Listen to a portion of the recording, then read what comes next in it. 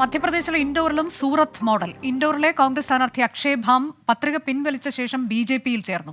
ഖജുറാഹോയിലും ബി.ജെ.പിക്ക് എതിർ സ്ഥാനാർത്ഥിയില്ല. സമാജ്വാദി പാർട്ടി സ്ഥാനാർത്ഥിയുടെ പത്രിക തെരഞ്ഞെടുപ്പ് കമ്മീഷൻ തള്ളിയതോടെയാണ് ബി.ജെ.പിക്ക് എതിർ സ്ഥാനാർത്ഥി ഇല്ലാതായത്. ശ്രീനാഥ് ചന്ദ്രൻ വിവരങ്ങളുമായി. ശ്രീനാഥ്, സൂറത്തിലേത് വലിയ വിവാദമായി മാറിയിരുന്നു. ഇപ്പോൾ തൊട്ടു പിന്നാലെ പലയിടങ്ങളിലും ഇത് സംഭവിക്കുന്നു എന്നുള്ളതാണോ?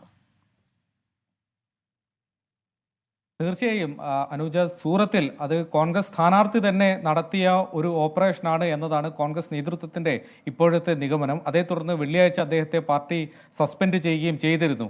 ഏതാണ്ട് അതേ തരത്തിലുള്ള കാര്യങ്ങളാണ് മധ്യപ്രദേശിലേക്ക് വരുമ്പോഴും ഉണ്ടാവുന്നത്.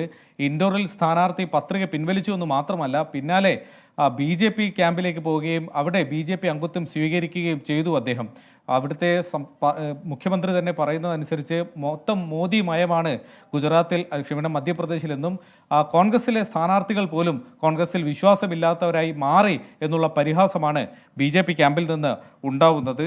ഏതായാലും അവിടെ ഇപ്പോൾ അക്ഷയ് ഭാം സ്ഥാനാർത്ഥിത്വം പിൻവലിക്കുമ്പോൾ ഇപ്പോൾ ശങ്കർ ലാൽവാനി ഏതാണ്ട് വിജയം ഉറപ്പിക്കുകയാണ്. ചില സ്വതന്ത്ര സ്ഥാനാർത്ഥികൾ മാത്രമേ അദ്ദേഹത്തിനെതിരെ അവിടെ മത്സരിക്കുന്നുള്ളൂ.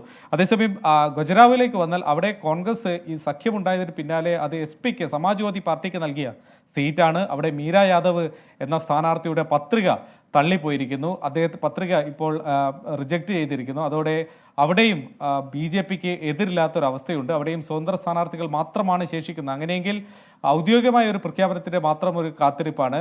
അതിനപ്പുറത്തേക്ക് ബി.ജെ.പി അവിടെ ഈ രണ്ടിടങ്ങളിലും വിജയം ഉറപ്പിക്കുകയാണ്.